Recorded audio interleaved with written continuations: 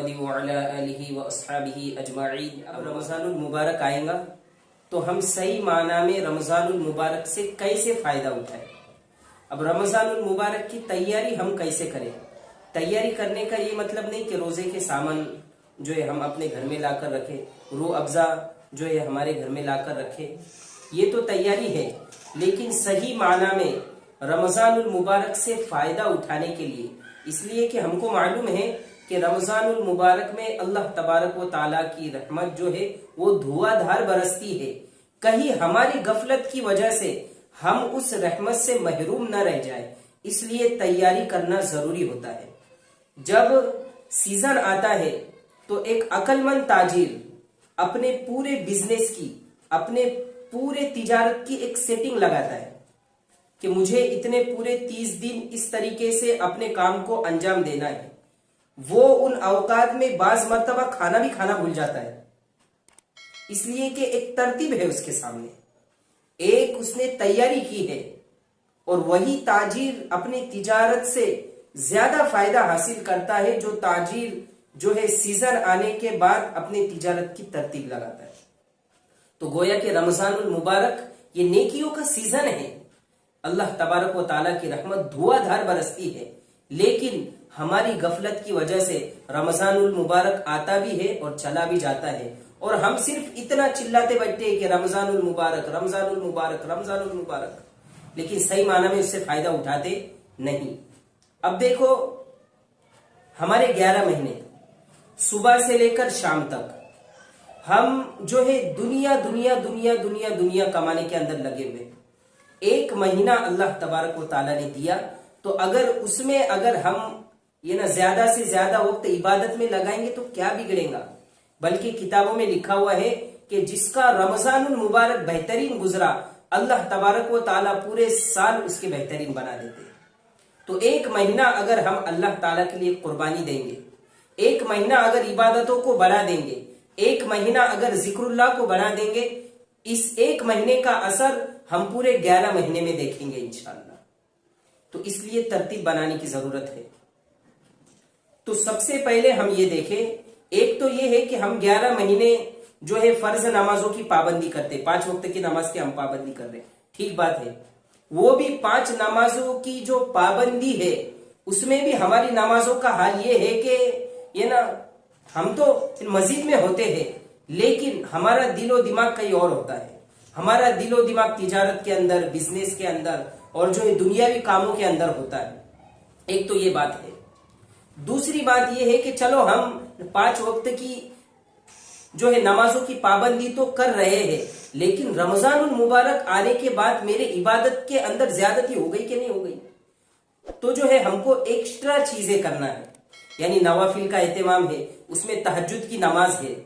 یہ تہجد کی نماز اتنی پاورفل ہے کہ فضائل عمل میں لکھا ہوا ہے، شیخ الحدیث حضرت مولانا زکریا رحمت اللہ علیہ نے لکھا ہے کہ ہم نے اس تہجد کی نماز سے کئی سارے لوگوں کو ولی بنتے ہوئے دیکھا۔ یہ کوئی معمولی نماز نہیں ہے۔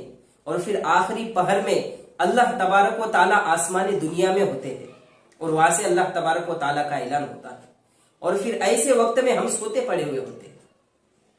ہمارا تو معاشرہ ایسا بنا ہوا ہے کہ ہم دیر تک جاگیں گے، چوراہے پر بیٹھیں گے، مسجدوں کے پاس بیٹھیں گے، اور جو ہے گپے شپے لڑائیں گے، ایک دوسرے کی غیبتیں کریں گے، ایک دوسرے کی عزتیں اچھال دیں گے، اور جب مانگنے کا وقت آ جائے گا تو ہم سو جائیں گے، اس لیے کہ جب ہم نے رات کا اکثر حصہ باتوں میں گزار دیا، اکثر حصہ غیبتوں کے اندر گزار دیا، اب جب ٹائم ہو جاتا ہے پھر ٹائم دیکھ لیں گے، پھر آرام سے سو جائیں گے، تو تہجد کیا فجر کے نماز کے لالے پڑ جائیں گے۔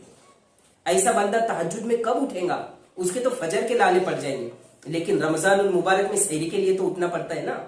تو اگر ہم سحری کے لیے اٹھ رہے ہیں تو پیٹ کے لیے ہی صحیح، پیٹ کے لیے ہی صحیح، لیکن ہم تھوڑا جلدی اٹھنے کی کوشش کریں۔ مثال کے طور پر سحری کرنا ہے ہم کو 4 بجے، تو اگر ہم 3:30 بجے اٹھ رہے ہیں اور پھر تہجد کی نماز پڑھ رہے ہیں اور پھر 4 بجے سحری کرنا ہے، تو تھوڑی دیر پہلے اگر ہم اٹھیں گے اور پھر جتنی بھی توفیق دے اللہ تبارک و تعالیٰ، 2 رکعت کی، 4 رکعت کی، 8 رکعت کی جو ہے ہم تہجد کی نماز پڑھیں، اور پھر تہجد کی نماز پڑھنے کے بعد جو ہے ہم سحری کریں. بلکہ کتابوں میں لکھا ہوا ہے کہ جو بندہ تہجد کی نماز پڑھتا ہے تو یہ تہجد کی نماز تمام نوافل میں افضل ہے، اس لیے اس کا بھی اہتمام کریں. دوسری بات یہ ہے کہ ہم قرآن کریم کی تلاوت زیادہ سے زیادہ کریں رمضان المبارک میں. ہوتا یہ ہے کہ ہمارا اکثر حصہ سونے میں گزر جاتا ہے. جب رمضان المبارک آتا ہے نا تو اکثر حصہ ہمارا سونے میں گزر جاتا. ایک تو سحری کرنے کے بعد ہم جو سو جاتے تو فجر کی نماز بھی چلے گی، اس کے بعد پھر ہم اٹھ کر اپنے کاروبار میں چلے جاتے. اب کاروبار میں چلے جانے کے بعد ظہر کی نماز بھی آگے پیچھے ہو گئی. اب بعض لوگ تو ایسے ہوتے ہیں کہ ظہر کی نماز پڑھنے کے بعد جو سو جاتے مسجد کے اندر تو ڈائریکٹ عصر میں اٹھتے. اب پھر عصر کو پھر اٹھنے کے بعد عصر کی نماز پڑھنے کے بعد ہمارے پاس بہانہ ہوتا ہے یہ افطاری کی چیزیں خریدنے کے لیے بازار جانا ہے، تو پھر عصر کے بعد افطاری کی چیزیں خریدنے کے لیے چلے گئے. اب جیسے ہی دسترخوان یہ جو ہے لگ گیا تو ایسے ٹوٹ کے گر جاتے ہیں کہ بعض مرتبہ میں ہم کو افطار کی دعا بھی یاد نہیں رہتی. تو یہ ہمارا حال ہے پورے رمضان کے اندر. تو اس لیے سمجھنے کی ضرورت ہے. اللہ تبارک و تعالیٰ موقع اس لیے نہیں دیتے کہ ہم گوا دیں اس کو، بلکہ اللہ تبارک و تعالیٰ کا یہ ایک انعام ہوتا ہے. ہم اس انعام کی قدر اس طریقے سے کریں کہ اپنی ترتیب بنائیں. تو رمضان المبارک میں تلاوت کا خوب اہتمام ہو. رسول اللہ صلی اللہ علیہ وسلم حضرت جبرائیل علیہ السلام کے ساتھ قرآن کریم کا دور کر رہے ہیں رمضان المبارک میں، اور پھر قرآن کریم کو جو ہے رمضان المبارک سے خاص تعلق ہے. شہر رمضان الذی انزل فیہ القرآن ھدی للناس وبینات من الھدی والفرقان. قرآن کریم میں اللہ تبارک و تعالیٰ نے بیان فرمایا کہ یہ رمضان المبارک یہ ایسا مہینہ ہے کہ ہم نے قرآن کریم نازل کرنے کے لیے رمضان المبارک کا مہینہ چوائس کیا. تو یہ رمضان المبارک اتنا بڑا مہینہ ہے تو خاص ہم قرآن کریم کی تلاوت کریں. اس میں ایک سوال ہمارے ذہن میں یہ بھی آتا ہے کہ رمضان المبارک تو آیا، قرآن کریم کی تلاوت تو کرنا ہے لیکن ہم کو پڑھنا نہیں آتا ہے. تو ہم یہ کوشش کریں کہ رمضان المبارک میں کم از کم گرما گرمی کا ماحول ہوتا ہے اور پھر نیکیوں کا ایک جو ہے سیزن چلتا ہے اور سارے ہی لوگ جو ہے نیکیوں کے اندر آگے بڑھتے ہیں. تو ہم یہ کوشش کریں کہ رمضان المبارک میں انشاءاللہ قرآن کریم کو ہم صحیح حروف کی ادائیگی کے ساتھ سیکھیں گے انشاءاللہ. اور پھر یہ بھی یاد رکھیں کہ قرآن کریم کو صحیح حروف اور صحیح ادائیگی کے ساتھ پڑھنا فرض عین ہے ہمارے اوپر. اگر ہم نہیں سیکھتے، اور قرآن کریم کا ہم پر حق ہے سال میں 2 مرتبہ ختم کرنا، اس کا حق ہے ہم پر. اگر ہم سال میں 2 مرتبہ ختم نہیں کر رہے تو قرآن کی جو ہے ہم حق تلفی کر رہے ہیں. اس لیے ضروری ہے کہ قرآن کریم کو بھی سیکھیں. اس کے بعد بات یہ ہے کہ ہم جو ہے رمضان المبارک میں ذکر کا اہتمام کریں، اللہ تبارک و تعالیٰ کو خوب یاد کریں. اور پھر قرآن کریم کہہ بھی رہا ہے کہ الا بذکر اللہ تطمئن القلوب. آج جو ہے دل کے اندر تفکرات اور سوچ اور بہت ساری چیزیں جو ہے بالکل دل ایک دم تنگ ہو چکے لوگوں کے. یہی وجہ ہے کہ ذکر نہیں کرتے. خود اللہ تبارک و تعالیٰ فرما رہے کہ خبردار ہو جاؤ، ہوشیار ہو جاؤ. اللہ تبارک و تعالیٰ کی یاد میں ہی دلوں کا اطمینان اللہ تعالیٰ نے رکھا ہوا ہے. اور پھر فرمایا وَمَنْ أَعْرَضَ عَنْ ذِكْرِي فَإِنَّ لَهُ مَعِيشَةً ضَنْكَ. کہ جو بندہ اللہ تبارک و تعالیٰ کی یاد سے اعراض کرے گا، منہ موڑے گا، اللہ تبارک و تعالیٰ اس کے دل کو تنگ کر دیتے ہیں. پھر وہ مصیبت میں سے چاہتا ہے کہ میرا چھٹکارا ہو جائے، اس کے باوجود بھی یہ جو مصیبتیں ایک طرف سے آتی ہے، وہاں کی مصیبت ختم نہیں ہو گئی کہ دوسرے طرف کی آتی ہے، وہاں کی ختم نہیں ہو گئی تو تیسرے طرف سے آتی ہے. یعنی مصیبتیں چاروں اور سے اس کو گھیر کے لیتی ہے، اس لیے کہ اس نے اللہ تعالیٰ کے ذکر سے منہ موڑا ہوا ہے. اس لیے ذکر کا خاص اہتمام کریں. اور پھر کتابوں میں لکھا ہوا ہے کہ تیسرا کلمہ رمضان المبارک میں ہم زیادہ پڑھیں، سبحان اللہ والحمد للہ ولا الہ الا اللہ واللہ اکبر ولا حول ولا قوة الا باللہ العلی العظیم. اس ذکر کا ہم کیا کریں؟ رمضان المبارک میں اہتمام کریں. اور آخری بات جو ہے جو رمضان المبارک کی تیاری میں سے ہے وہ یہ ہے کہ ہم دعاؤں کا اہتمام کریں. اس لیے کہ دعا جو ہے وہ اللہ تبارک و تعالیٰ سے مانگنے کا ذریعہ ہے. ہم دعا کے ذریعے اللہ تبارک و تعالیٰ کی مدد مانگ رہے ہیں. اور پھر جس بندے کے ساتھ اللہ تعالیٰ کی مدد ہو تو پھر اس بندے کے کیا کہنے. ہمارے اکابرین کو اگر دیکھیں گے تو اکثر حصہ دعاؤں کے اندر گزارتے تھے، اللہ تبارک و تعالیٰ کے سامنے جو ہے رونے کے اندر گزار دیتے ہیں۔ اگر ہم اکابرین کو دیکھیں گے تو وہ زیادہ سے زیادہ دعا کرتے ہیں، اور پھر دعا خود ایک عبادت ہے، دعا جو ہے وہ خود ایک عبادت ہے۔ اگرچہ ہم دنیا کے لیے مانگ رہے ہیں کہ اللہ میری دنیا بنا دے، یا اللہ میرے کاروبار میں برکت عطا فرمائیے، اب یہ دعا تو مانگ رہے ہم کہیں کی دنیا کی، لیکن یہ بھی عبادت ہے، اس لیے کہ دعا خود ایک عبادت ہے۔ اس لیے دعاؤں کا ہم جو ہے خاص اہتمام کریں۔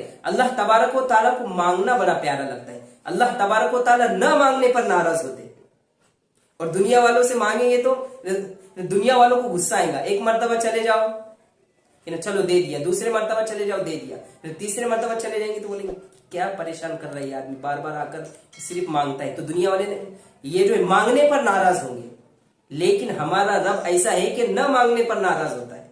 اگر ہم جا کر اس کا دروازہ نہ کھٹکھٹائے تو اللہ تعالیٰ ناراض ہوتے ہیں، اگر ہم اللہ تعالیٰ سے نہ مانگے تو اللہ تبارک و تعالیٰ ناراض ہوتے ہیں۔